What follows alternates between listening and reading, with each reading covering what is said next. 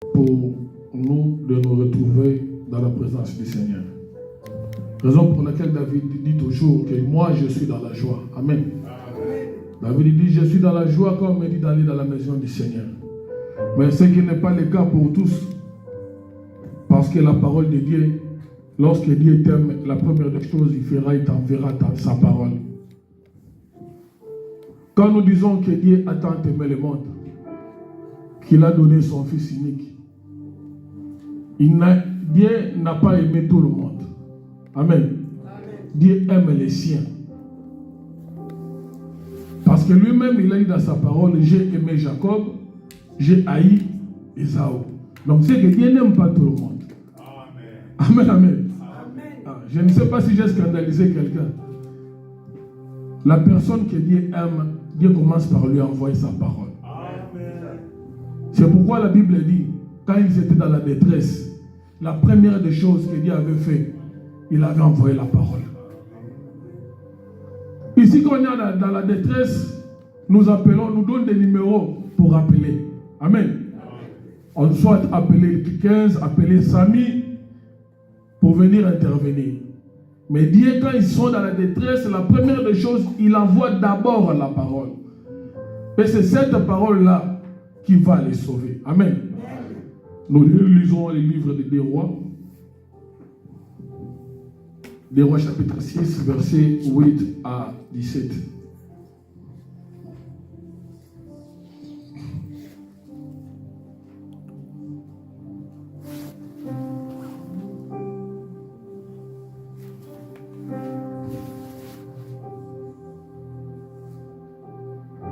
Des Rois chapitre 8.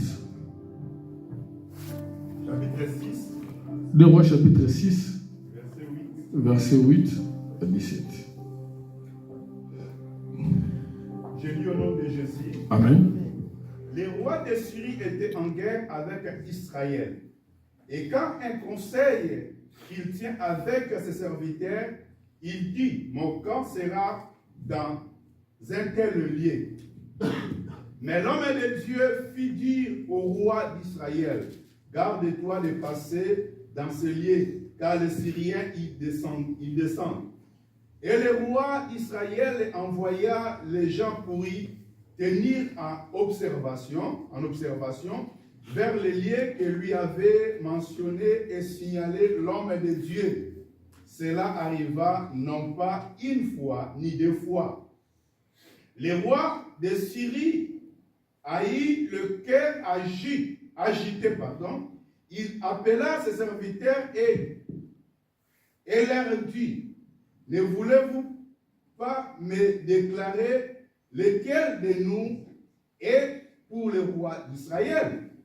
L'un de ses serviteurs répondit, personne au roi, mon Seigneur, mais Élisée, le prophète qui est en Israël, rapporte au roi d'Israël les paroles que tu prononces dans ta chambre à coucher.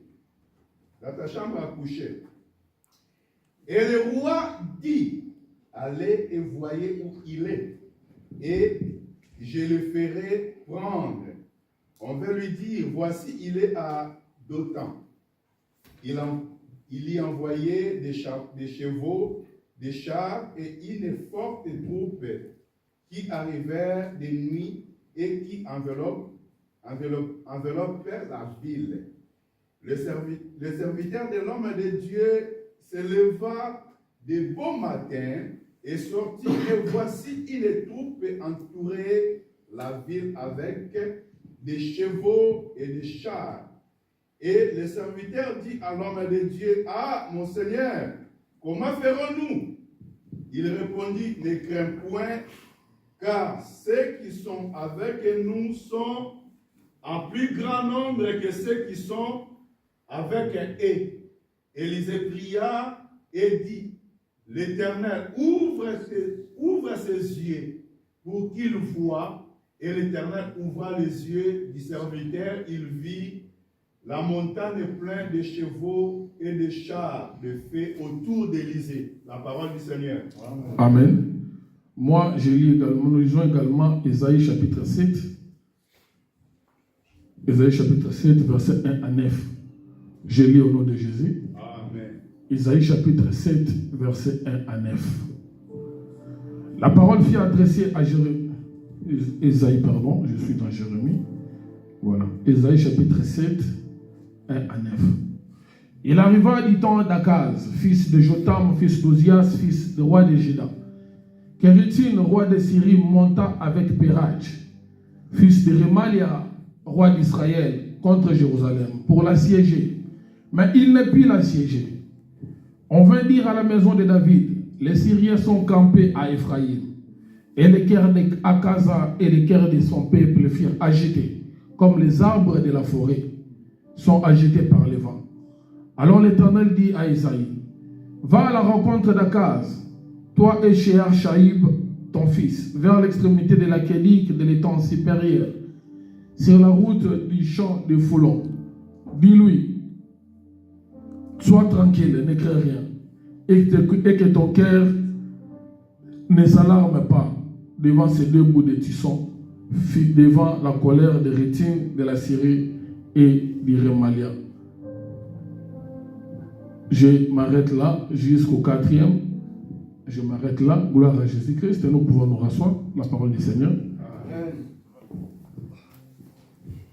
Gloire à Jésus.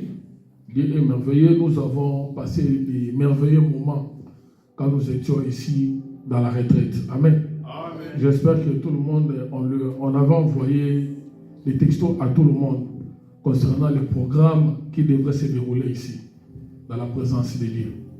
Et nous avons tous passé de merveilleux moments et Dieu était au rendez-vous. Amen, amen. Amen.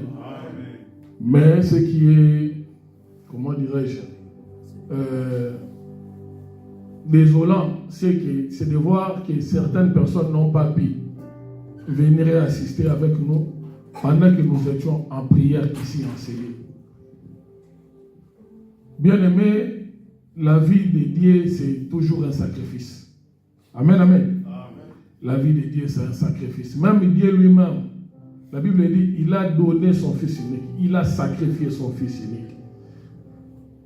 Il en est de même pour nous lorsque nous venons dans la présence de Dieu. C'est tout un sacrifice, bien aimé. C'est pourquoi même la Bible est allée loin pour dire dans le livre, je crois, des Proverbes 6:6. Toi, paresseux, observe la fourmi, considère ses voies et tire la sagesse. Dieu est en train de nous inciter, Dieu est en train de nous pousser d'aller voir comment est-ce que la fourmi fonctionne. Or, si nous allons voir la fourmi, nous remarquerons que la fourmi, pendant l'abondance, la fourmi amasse. La fourmi s'approvisionne. Amen. Il prend de la nourriture, il prend des aliments, il met de côté. Tout ça pourquoi? Parce qu'il est en train de préparer des moments de sécheresse. Et vous remarquerez même que la fourmi, pendant des moments de sécheresse, lui, il est là, il est à l'abri. Il en est de même. Parce que Dieu, quand il nous envoie d'aller observer ce que fait la fourmi, c'est avec raison. Amen, amen. C'est lorsque nous sommes dans sa présence, dans les sacrifices ici, dans l'église, à la retraite, en train de prier et tout, nous sommes en train d'emmagasiner. Nous sommes en train de faire des réserves. La prière, les jeûnes, c'est très important pour un enfant de Dieu. Donc, un enfant de Dieu qui se retrouve dans la présence de Dieu, à travers les jeûnes, à travers la prière, ces histoires-là ne vont pas en l'air. Parce que lorsque viendra la disette, lorsque viendra la sécheresse, ce sera ses provisions. Tout ce qu'il a emmagasiné là va se manifester pendant les temps difficiles. Amen, amen. C'est toujours important. C'est pourquoi la Bible dit, dès le matin, sème ta sémence. Quand arrive le soir, continue toujours de s'aimer, parce que tu ne sais pas quelle sémence portera ses fruits.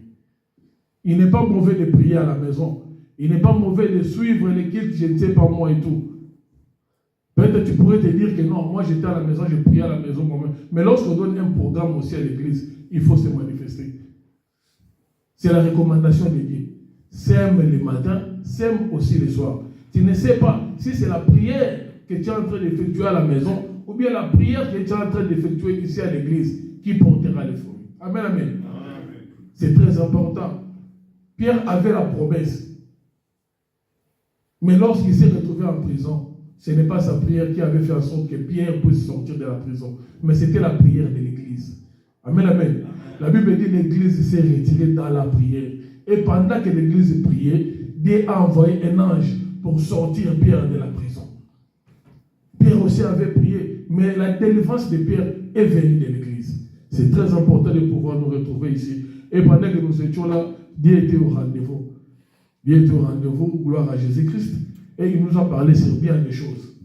Mais parmi les choses que le Seigneur avait soulevées, il a dit que nous faisons beaucoup de soucis. Amen, amen. Il dit que le peuple de Dieu est en train de se faire beaucoup de soucis. Et c'est par rapport à ça même, je voulais aussi orienter les messages de ce matin. C'est par rapport à ces messages-là que nous avions reçus pendant la retraite, pendant que nous étions aussi pendant 3 jours, en train de jeûner et prier. Parmi tant d'autres messages, je ne sais pas si papa parlera de ça après, mais moi j'ai épinglé seulement l'un des messages où le Seigneur nous dit que nous faisons beaucoup de soucis. Amen, amen. Il a vu les soucis de son peuple. Il veut rassurer, il veut garantir son peuple par rapport aux soucis que son peuple est en train de se faire. C'est pourquoi j'avais intitulé le terme de ce matin, que votre cœur ne se trouble point. Amen, amen. Ça, c'est le Seigneur Jésus-Christ lui-même qui en avait parlé. Le Seigneur Jésus-Christ, lorsqu'il s'est retrouvé avec les disciples, c'est dans le livre de Jean, chapitre 14, premier verset, il va leur dire que votre cœur ne se trouble point. Et cette adresse-là, il ne l'avait pas adressée à tout le monde. Amen. Il l'avait adressée seulement à ses disciples. Donc, si toi, aujourd'hui, tu te considères comme un enfant de Dieu, si toi, aujourd'hui, tu te considères comme un disciple de Jésus, le Seigneur Jésus-Christ est en train de t'adresser ce message ici. Le Seigneur Jésus-Christ est en train de t'adresser cette parole. Que ton cœur ne se trouble point. Il nous arrive devant l'adversité que nos cœurs se troublent, que nous nous retrouvons dans l'amertume. Pourquoi? Parce que les choses n'avancent pas. Parce que les résultats escomptés, les résultats que nous attendions, n'est pas arrivé. Il nous arrive de nous déranger aussi par rapport à ça. Mais le Seigneur te dit ce matin que ton cœur ne se trouble pas. Amen, amen. Que son cœur ne se trouble pas. Et c'était l'un des messages pendant que nous étions dans la retraite. Et ça nous avait beaucoup motivés. Et c'était rassurant de recevoir un tel message de la part du Seigneur. Nous avons lu les livres d'Ésaïe chapitre 7, 1 à 9. Ici, je crois que j'avais aussi exhorté cela à la retraite, mais le Saint-Esprit m'avait mis à cœur de pouvoir en parler aussi ce matin. Question d'édifier aussi les peuples de Dieu, en rapport avec les messages que nous avions reçus pendant la retraite. Dans le livre d'Ésaïe chapitre 7, là on nous parle d'un roi Akaz. Il était le roi de Juda. Amen. Le roi Akaz était roi à Juda. Juda, c'est l'un des royaumes. C'est l'un des royaumes en Israël. Parce que... Allô? Juda, c'est l'un des royaumes en Israël. Pendant...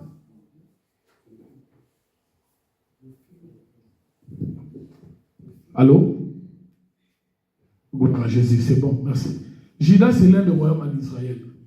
Et en Israël, il y avait David. Amen. Pour la petite histoire, je vais faire une petite récapitulation pour que nous puissions avoir un aperçu. Il y avait David qui était roi. Et lorsque David mourut, il y a son fils Salomon qui a remplacé. Et Salomon était roi en Juda, et roi en Israël, pardon. Et après la mort de Salomon, Israël était divisé en 2 parties. Amen. Hein? Israël s'était divisé en 2 parties. Parce qu'il y avait une partie, on appelait le royaume du Nord, qui comprenait 10 royaumes, 10 tribus. Sur les 12 tribus, il y a 10 tribus qui étaient parties, qu'on appelait le schisme, qui s'était fait. Il y avait la séparation entre les 2 tribus qui étaient Juda et Benjamin. La tribu de Juda et Benjamin avait son royaume à part qu'on appelait le royaume de Juda. Et il y avait les 10 autres tribus qui avaient aussi leur royaume à eux. Amen. Hein? Mais maintenant, qu'est-ce qui s'est passé? Parmi les deux royaumes ici, il y avait des rois qui régnaient autour des rois. Mais maintenant, c'est vu maintenant au temps du roi Akaz, qui était roi dans la tribu de Juda. La Bible dit, les 10 autres tribus, ils se sont assemblés pour pouvoir maintenant attaquer ces deux tribus ici, les royaumes de Juda. Parce que le royaume de Juda ne comprenait que deux tribus seulement. Imaginez maintenant que les 10 autres, dans la retraite, j'avais fait une illustration. Donc c'est comme Nantes, j'avais parlé de Nantes et Tours. Vous voyez la France. Donc il y a Nantes et Tours. Donc les restes des départements, ils cherchent maintenant à attaquer. C'est seulement ces deux tribus ici. Ces deux tribus qui étaient Benjamin et Juda. Amen, amen. Et non seulement ça, il y a même, comment dire, il y a les deux tribus ont allé même faire alliance avec le roi d'Assyrie. Et le roi d'Assyrie, parce que la première puissance à l'époque, en ce temps-là, c'était la Syrie. Les 10 autres tribus sont allées faire alliance avec l'armée assyrienne pour pouvoir assiéger ce petit royaume. Et la Bible dit, je peux parler sans le micro, ça ne dérange pas. J'ai une voix qui porte. Je veux parler sans le micro, ça ne dérange pas. Amen, amen. On se comprend, on s'entend, non? Amen. Oui, je veux parler sans le micro. Vous voyez? Donc les 10 autres tribus là, ils ont fait alliance avec l'armée assyrienne pour pouvoir attaquer les deux tribus, les deux petites tribus qui restaient. Amen, amen. Et lorsqu'ils ont fait cela, la Bible dit, lorsque le roi Akaz a entendu que les 10 tribus du nord a fait alliance avec la Syrie pour venir les attaquer, dans le livre, dans le verset 4, la Bible dit, les cœurs du roi Akaz et son peuple furent agités, comme les arbres de la forêt sont agités par les vents. Donc quand le roi a entendu cela, son cœur fut troublé. Amen, amen. Amen. Donc je voulais juste vous montrer l'illustration, vous faire voir comment est-ce que le cœur de ce roi était troublé. Quand il a entendu que les 10 tribus, non seulement les 10 tribus là, qui étaient en surnombre, est allé encore faire alliance avec une autre armée plus puissante pour venir attaquer les 2 tribus restantes. Son cœur, la Bible dit, était agité. Ils étaient entrés dans un trouble profond. Non seulement lui, mais avec toute sa population. La Bible dit, il tremblait. La Bible a même illustré la façon dont le peuple et le roi tremblaient. La Bible dit, le peuple fut agité, comme les arbres de la forêt sont agités par les vents. Amen. Donc nous remarquons que ce roi et son peuple n'étaient pas dans le calme. Nous remarquons que ce roi et son peuple n'étaient pas dans la tranquillité. À l'annonce de cette nouvelle-là, où ils devraient être assiégés par les 10 tribus. Mais ce qui est intéressant ici, c'est quoi? Alors l'Éternel dit à Esaïe, il dit, va à la rencontre d'Akaz. Toi et Shéar, Jachib, ton fils, vers l'extrémité de la Kédik, il dit, sois tranquille, ne crains rien, et que ton cœur ne se trouble pas. Amen. Amen. L'Éternel fit envoyer un message par l'entremise d'Esaïe pour aller dire au roi, qui n'avait que 2 tribus, 2 petites tribus seulement, de rester calme face à l'adversité. Amen, amen. Amen. Lorsque les choses ne marchent pas, Dieu te demande de pouvoir observer, de pouvoir rester calme. Amen, amen. Amen. Quand les choses ne marchent pas, Dieu te demande d'être calme. Amen. Et c'est le message que nous avions reçu pendant la retraite. Reste calme. Que votre cœur ne se trouble pas. Parce que très souvent, lorsqu'on est troublé, la définition du trouble, la Bible, disons, le dictionnaire dit c'est un état d'esprit plus ou moins douloureux, permanent ou répété de quelqu'un qui s'inquiète à propos d'une personne ou d'une chose à laquelle il accorde de l'importance. Donc, entre autres, les synonymes du trouble sont les inquiétudes, les tourments, les tracas et les soucis. Amen. Hein? Amen. Donc, ce sont ces choses-là, en fait, qui font à ce que les cœurs puissent être troublés. Face à l'adversité, quand les choses ne marchent pas, lorsqu'on n'atteint pas les résultats qu'on espérait, on est troublé. On est troublé par rapport à ça. Mais Dieu nous dit, Dieu nous demande de rester, à pouvoir rester calme. Amen, amen. À pouvoir adopter une attitude que lui-même a Dieu interviendra par la suite. Nous lisons le livre de Proverbes, chapitre 24, 10e verset. Proverbe 24, 10.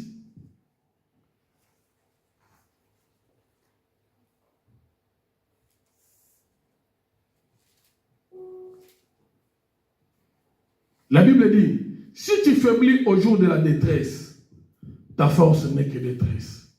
Amen. Hein?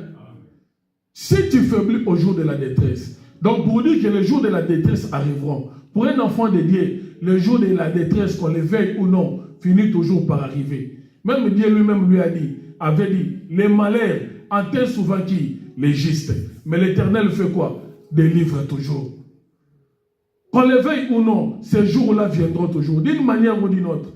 Peu importe ta position, peu importe ta situation, les jours de la détresse arrivent toujours d'une manière ou d'une autre. Mais le Seigneur ici est en train d'aviser, il est en train d'avertir ses enfants pour dire que si tu faiblis au jour de la détresse, ta force aussi ne sera que détresse. Amen. Hein? Donc quand l'adversité arrive, Dieu te demande de ne pas t'affaiblir. Parce que si tu faiblis, ta force ne sera que détresse. Quand on entre dans les troubles, quand on entre dans les inquiétudes, il y a des répercussions. Il y a des répercussions. Parce que les troubles te pousseront à faire ou à commettre l'irréparable.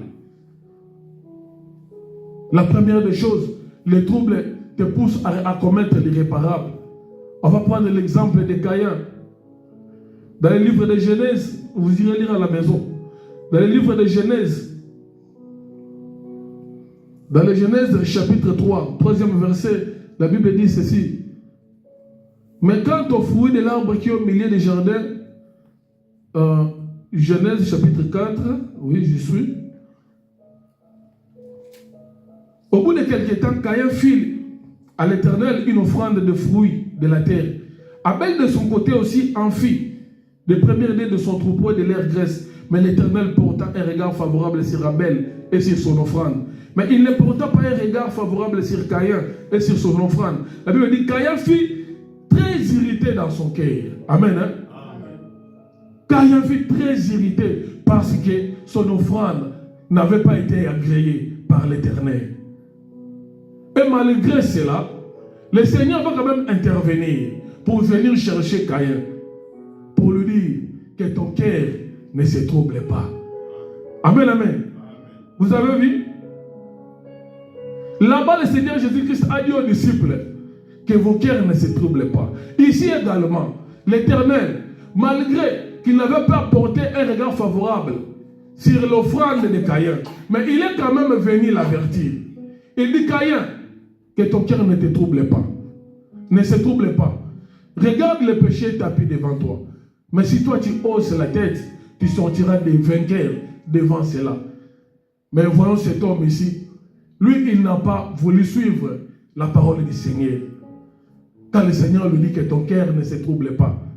Et cet homme ici, il a commis l'irréparable. Amen, amen. Donc quand on est dans le souci, quand on est troublé, quand le cœur est troublé, la première des choses que l'homme fait, il risque de commettre l'irréparable. L'irréparable, c'est quoi? Il est allé tuer qui? Son frère. Pourquoi? Parce qu'au départ, c'est son cœur d'abord qui avait commencé par être quoi? Troublé. Son cœur avait été troublé. Aujourd'hui, il y a certaines personnes, face à l'adversité, face aux difficultés, ils commettent aussi l'irréparable. Vous entendrez là-bas que cette personne-là s'est suicidée. Il s'est donné la mort parce que les choses ne marchaient pas. Il s'est donné la mort parce qu'il n'a pas atteint l'objectif qu'il espérait. Mais pour nous qui sommes les enfants de Dieu, le Seigneur est en train de nous appeler de ne pas se troubler. Pendant la retraite, il a dit, il y a des gens qui se font des soucis. Et Jésus-Christ dit dans le livre de 14 Jean 1, votre cœur ne se trouble pas. La première des choses, c'est ça, commettre l'irréparable. La deuxième des choses, lorsque le cœur d'une personne est troublé, Cela fait perdre la confiance à Dieu. La deuxième des choses. Alléluia. Alléluia. La deuxième des choses, il fait perdre la confiance à Dieu. Lorsque le cœur est irrité, lorsque les inquiétudes prennent le dessus, il fait perdre la confiance à Dieu. Le livre de Job, chapitre 2, verset 9. Cette femme qui était avec Job, il voyait, évidemment, il accompagnait Job dans sa foi. Parce que la Bible dit, Job qui était là, à chaque fois que ses enfants allaient festoyer, Job donnait des sacrifices. Amen. Il donnait des sacrifices à Dieu pour demander le pardon. Pour demander le pardon de Dieu auprès de ses enfants. Et pour ce faire, cette femme, la femme de Job, était toujours à ses côtés. Amen, amen. Il accompagnait son mari. Parce que lorsque les fils de Dieu se sont retrouvés dans le ciel, Dieu va demander à Satan, as-tu remarqué mon serviteur qui? Job. Il n'y a aucune personne sur terre qui est intègre comme lui, comme Job. Et lorsque Dieu faisait cette déclaration, l'épouse de Job était avec Job. Mais c'est seulement que lorsque l'adversité est arrivée, amen. Lorsque les combats se sont levés dans la vie de Job, cette même femme-là, qui assistait son mari dans les sacrifices, il a perdu la confiance à Dieu. Il dit, maudit Dieu et mère. Amen, amen. Son cœur était envahi par la haine. Son cœur était envahi par l'amertume. Son cœur était envahi par le chagrin. Quand il regardait son mari, qui avait de l'abondance, qui était bien, qui était riche, se retrouvait par terre. La femme de Job a regardé. Il est arrivé jusqu'à son bout, jusqu'à aller demander à son mari de maudire Dieu. Amen, amen. Est-ce qu'on peut arriver jusqu'à là, bien aimé? Mais j'ai aimé la réponse de Job. Il dit, tout ce que nous recevons, nous le recevons de Dieu. Amen. Dieu peut donner, il peut reprendre. Mais même s'il reprend, il redonnera encore. Il redonnera encore. La perte de confiance quand le cœur est troublé. Jésus connaissait cela. Il a demandé aux disciples que votre cœur ne se trouble point. Et enfin, la troisième chose, lorsqu'on a un cœur agité, lorsqu'on a un cœur troublé, ça apporte les doutes. Amen, amen. Ça apporte les doutes. Il t'arrivera de te poser des questions. Est-ce que Dieu est toujours avec moi? Amen. Hein? Et quand les choses ne marchent pas, il nous arrive aussi à nous poser ces questions-là. Est-ce que Dieu existe vraiment? Peut-être Dieu n'existe pas. Ou bien soit c'est moi qui suis dans les rêves. D'une manière ou d'une autre, même nous-mêmes dans nos existences, il nous est arrivé de nous poser ce genre de questions. Amen. Hein? Est-ce que Dieu est avec moi ou il n'est pas là? Ou bien soit c'est moi peut-être qui a fait un mauvais choix. Et ces histoires-là arrivent même aux plus éminents hommes de Dieu. Jean-Baptiste aussi avait connu cela. Amen. Alléluia. Amen. Jean-Baptiste avait connu cela. Si Jean-Baptiste a connu cela, à combien plus forte raison toi? La Bible dit, Jean-Baptiste a envoyé dire à Jésus, es-tu celui qui devrait venir ou devrions-nous attendre un autre? Amen, amen. Donc même Jean-Baptiste, il s'est retrouvé dans les doutes. Pourquoi? Quand il était en prison, face à l'adversité, Jean-Baptiste a commencé à se poser des questions. Mais pourtant, ce même Jean-Baptiste-là, c'est lui qui nous avait montré l'agneau. Ah! Jean-Baptiste nous a montré l'agneau. Il dit, voici l'agneau de Dieu qui ôte le péché. Donc lorsque le monde a suivi Jésus, c'est parce que Jean-Baptiste l'avait désigné comme l'agneau. C'est Jean-Baptiste sur qui avait été faite la plus grande déclaration de Jésus. Jésus a dit, parmi les hommes qui sont nés d'une femme, il n'y a pas plus grand que Jean-Baptiste. Amen. Et pourtant, cet homme de Jean-Baptiste, il n'a fait aucun miracle. Mais Jean-Baptiste était plus grand que Moïse. Moïse qui a ouvert l'eau. Alléluia. Jean-Baptiste, pour Jésus, il était plus grand plus que Élie. Élie a fait descendre le feu du ciel. Mais Jean-Baptiste ne l'avait pas fait. Il n'a fait aucun miracle. Mais Jésus dit, parmi les hommes qui sont nés d'une femme, comme Élie est né d'une femme, Moïse est né d'une femme, Jean-Baptiste était plus grand que eux. Mais ce qui est crié ici, c'est Jean-Baptiste, sur qui on a fait cette déclaration, il entre dans les doutes. Alléluia. Il entre dans les doutes. Est-il celui qui devrait venir? Ou bien devrions-nous attendre un autre? Si cela arrive à Jean-Baptiste, à combien plus forte raison toi? Avec tout ce qu'on a dit sur Jean-Baptiste, mais il s'est posé cette question-là. Donc pour dire quoi? Ces choses-là peuvent nous arriver. Et lorsque Jean-Baptiste s'est posé cette question-là, on n'a pas effacé toutes les déclarations qu'on avait dit sur lui. Parce que l'homme reste l'homme. Alléluia. L'homme reste l'homme. Ça peut arriver. Mais le Seigneur te dit, ton cœur ne se trouble point. Ton cœur ne se trouble point. Ça amène les doutes. Et la dernière des choses, que lorsque le cœur est troublé, peut amener, lorsque le cœur est troublé, il y a des répercussions sur la santé. Alléluia. Il y a des répercussions sur la santé. On nous lit Proverbe chapitre 14, verset 30.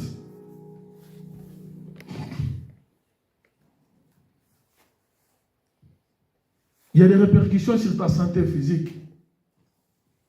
Il y a certaines maladies que tu n'avais plus qui commenceront à se manifester. Pourquoi? Parce que tu es dans l'agitation. Face à la diversité, face aux troubles, face aux choses qui n'avancent pas, qui ne marchent pas, il y a des répercussions à ta santé. Mal à l'aise. Des symptômes que tu n'avais pas avant. Ça commence à se manifester. Pourquoi? Parce que le cœur est troublé. Oui, papa. Proverbe chapitre 14, verset 30. Verset 30. Un cœur calme est la vie du corps, mais l'envie est la carie des os. Alléluia. Un cœur calme est la vie du corps. Donc du coup, le contraire sera aussi le contraire pour le corps. Alléluia. Les soucis, les inquiétudes en soi, ce n'est pas une maladie. Ce n'est pas une maladie. Mais ça a des effets graves sur la santé quand ça perdure dans les temps. Et on verra les manifestations des maux sur ton corps. Alléluia. Il y aura de la dépression. La dépression a des impacts négatifs sur le corps. Non seulement des impacts négatifs, il y aura même des hypertensions. Il y aura des maux de tête. Il y aura des problèmes d'estomac. Toutes ces choses-là. Pourquoi? Parce que ton cœur est agité. Ton cœur est agité. Et ça commence à se manifester sur ton corps. Bien-aimé, tu vas mourir, le problème va rester. Le Seigneur Jésus-Christ a dit, qui dans ses inquiétudes ajoutera-t-il un seul coudé à sa vie? Qui dans ses inquiétudes va ajouter des journées ou bien une semaine à sa vie? Personne. Il faut que vous ayez un cœur comment? Calme. Face à l'adversité. Amen, amen. Que votre cœur ne se trouble point. Ça c'est Dieu. Si eux, leur cœur se trouble, nous, notre Dieu nous a demandé à ce que nous ne puissions pas nous déranger, nous ne puissions pas nous inquiéter face à l'adversité. des rois. On avait déjà lu cela, mais cette fois-ci, on va lire seulement 15 à 17. Alléluia. Des rois chapitre 6, je lis. Des rois chapitre 6, 15 à 17. Je lis au nom de Jésus. Les serviteurs de l'homme de Dieu se leva de bon matin et sortit. Et voici une troupe entourait la ville, avec des chevaux et des chars. Et les serviteurs dirent à l'homme de Dieu, « Ah mon Seigneur, comment ferons-nous » Il répondit, « Ne crains point, car ceux qui sont avec nous sont en plus grand nombre que ceux qui sont avec eux. » Élisa pria et dit, « Éternel, ouvre ses yeux pour qu'il voie. » Et l'Éternel ouvrit les yeux du serviteur qui vit la montagne pleine de chevaux et de chars de feu autour d'Élysée. Amen. Ici, nous avons des types de regards.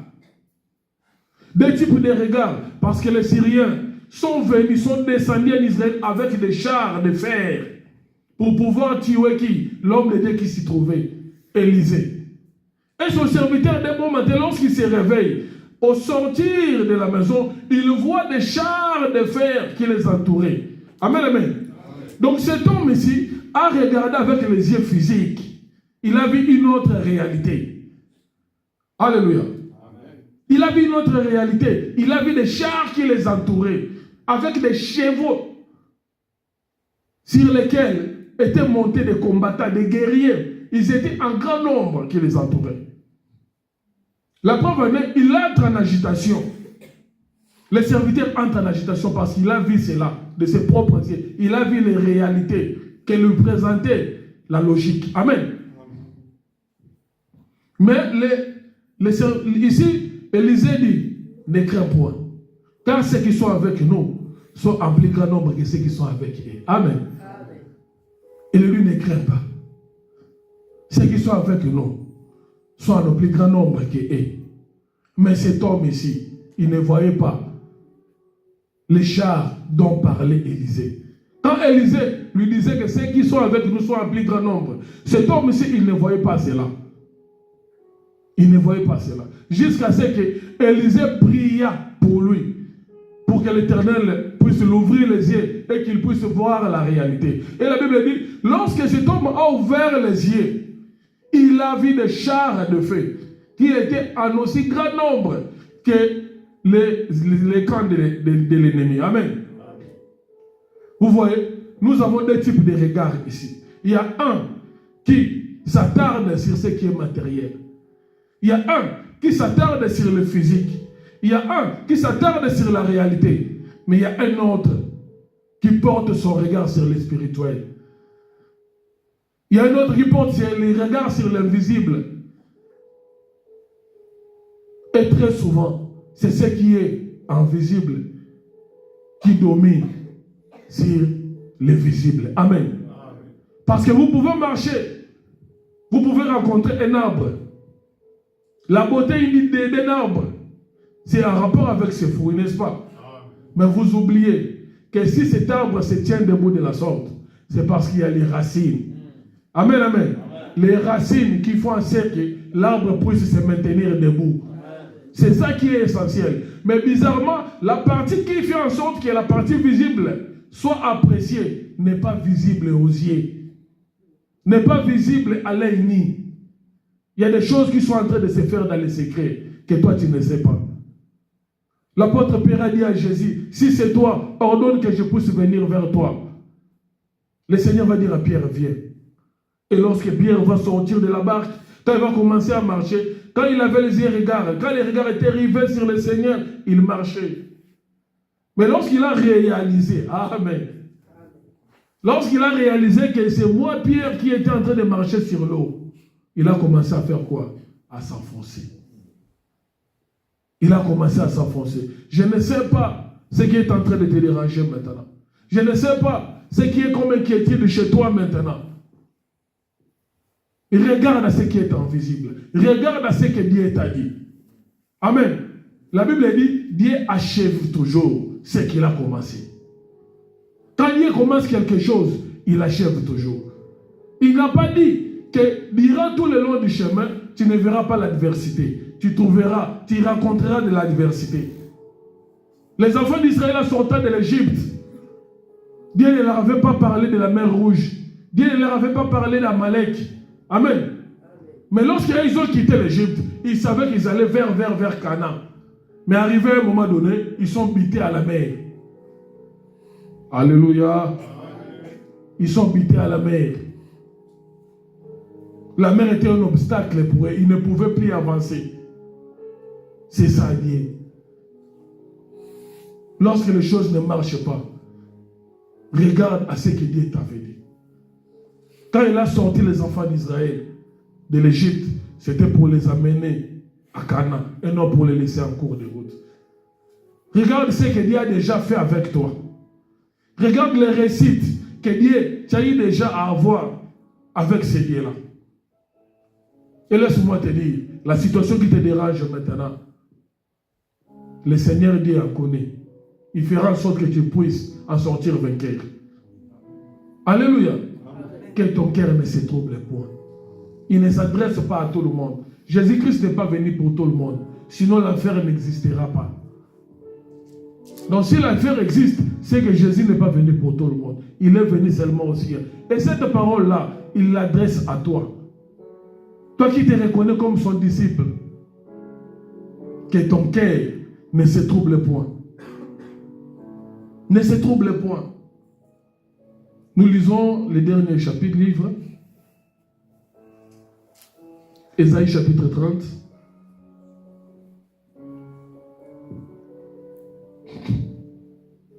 Ésaïe chapitre 30, verset 15 à 17.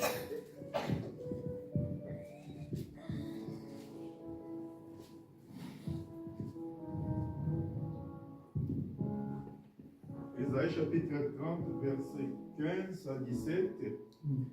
Car ainsi a parlé le Seigneur, l'Éternel, le Saint d'Israël.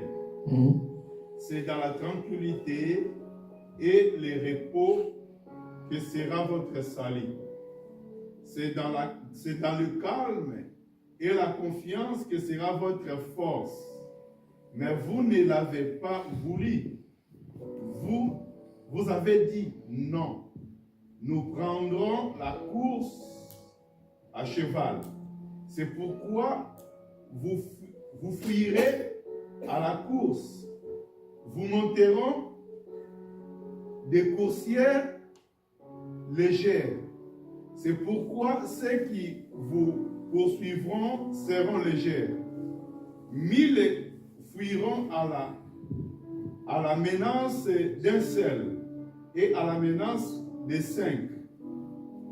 Vous fuirez jusqu'à ce que vous restiez comme un signal au sommet de la montagne.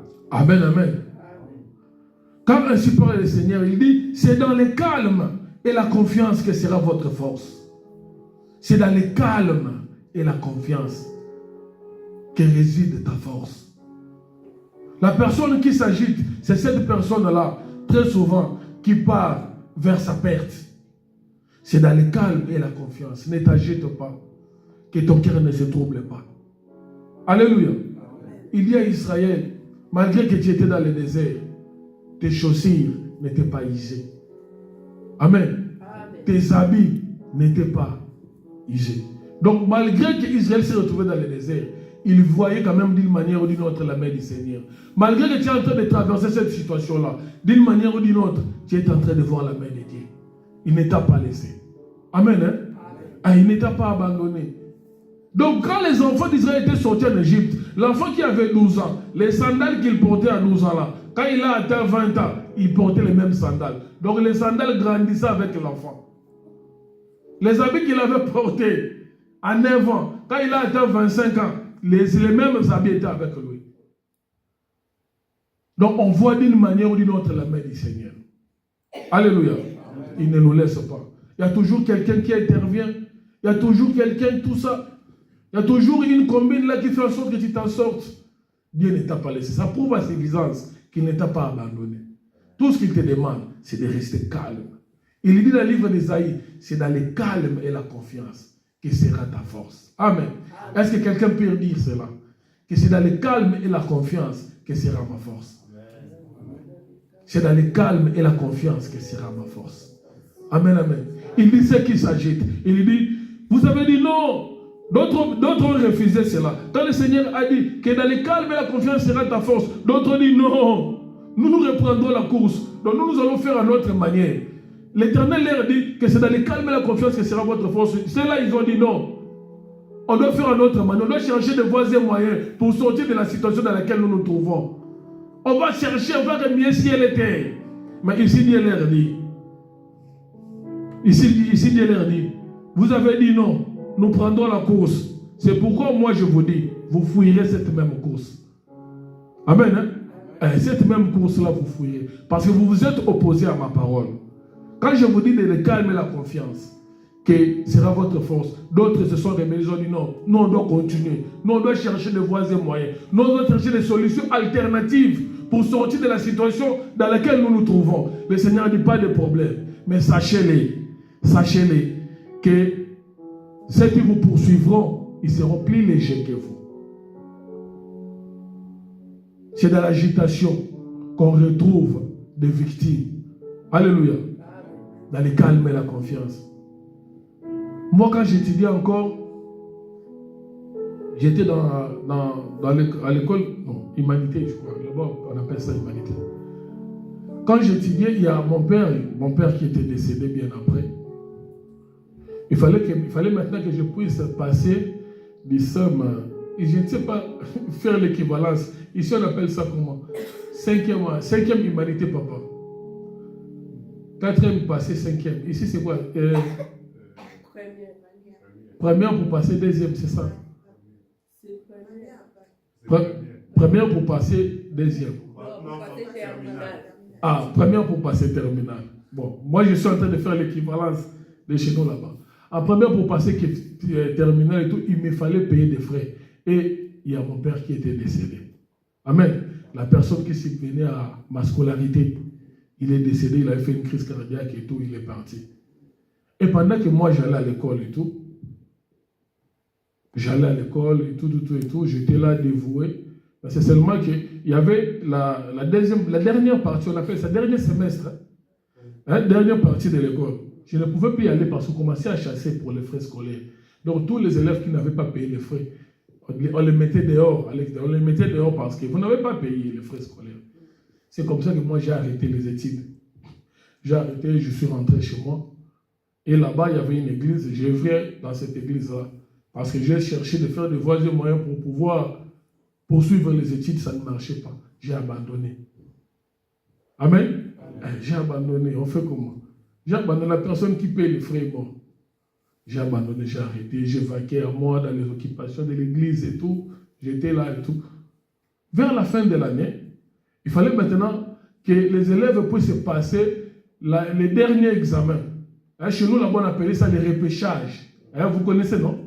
Les repêchages. On affichait les cours auxquels vous n'avez pas excellé pour que vous puissiez les reprendre. On appelait ça les repêchages. Imaginez que je n'ai pas étudié les derniers trimestres. Donc, j'ai fait pratiquement plus de 3 mois. Dernier semestre. Plus de 6 mois, parce que je crois, non, c'était 3 mois. À la maison, parce qu'il n'y avait pas les frais. J'étais là un bon matin, il y a un ami qui est arrivé.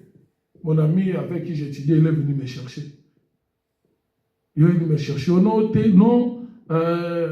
mon cher, on n'a pas compris. Dans la liste des gens qui devraient reprendre les examens, ton nom figure sur cette liste-là. Amen. Ton nom figure sur cette liste. J'ai appelé cet ami-là à côté. Arrête de dire des bêtises. Tu sais bien que j'ai fait plus de 3 mois, je n'ai pas étudié. En plus, je n'ai même pas payé. Tu vois? Donc, tous les éléments étaient réunis pour faire en sorte que ce qu'il dit puisse être du mensonge. Tous les éléments étaient réunis. Plus de 3 mois, je n'ai pas étudié, je n'ai même pas payé les frais. Je n'ai même pas payé les frais de fin de l'année. Non, nous, on n'a pas compris. Dans la liste là-bas, on a trouvé ton nom. Tu as repêché sur 5 cours. Oh! Parce qu'on affichait les cours, les noms, tout ça sur les tableaux. Les tableaux, les valves, on appelle ça les valves. Où on affichait les noms, tout ça. Cet ami, mais cet ami a quitté. Il est parti de loin, jusque pour me trouver. À l'époque, il n'y avait pas aussi de téléphone. Donc là, il effectuait les déplacements juste pour m'annoncer cela. Et du coup, moi, je me suis dit non. Comme il a effectué ses déplacements, il a quitté Bandal pour venir jusqu'à Yolo, là où j'étais. Je me suis dit non, moi aussi, je dois aller voir. Et je suis allé un dimanche. Parce que je savais que le dimanche, il n'y aura personne à l'école. Alléluia. Mais je suis allé un dimanche. Parce que dans la semaine, il y a des élèves, non, qui font des mouvements, ils viennent voir, ils viennent chercher les professeurs et tout. Moi, j'ai dit, je vais aller le dimanche pour vérifier cela. Et quand je suis arrivé le dimanche et tout, j'ai trouvé les sentinelles. Bon, ils me connaissaient déjà. Je suis allé à la valve là-bas, j'ai regardé, paf, notre classe. J'ai vu mon nom. Amen. J'ai vu mon nom avec le nombre de cours qu'il y avait. Il y avait au moins 5 cours comme ça. J'ai glorifié Dieu. Amen. C'est dans le calme et la confiance qui sera votre force. J'ai glorifié Dieu. Je suis allé, quand on a sorti l'horaire des examens à reprendre, je suis allé faire ces examens-là et j'ai passé les classes. Alléluia. Qu'est-ce qui s'est passé? Qu'est-ce qui s'est passé? Je me suis renseigné. Parce que je ne devais pas les faire comme ça. Je me suis renseigné parce qu'il y avait des amis aussi qui étaient dans la même situation que moi. Amen. Qui sont carrément restés et n'avaient pas repris. Comme moi.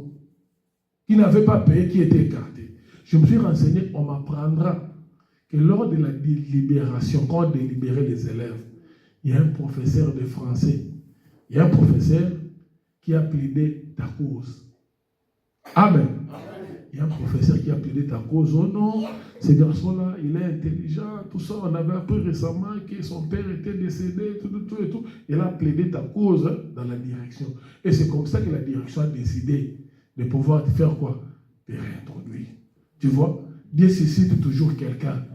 Et pourtant, ce professeur-là qui a défendu mon cas, j'ai dérangé dans son cours comme tu n'as pas l'idée. Alléluia. C'est dans le calme et la confiance qui sera votre force. Amen. Que votre cœur ne se trouble point.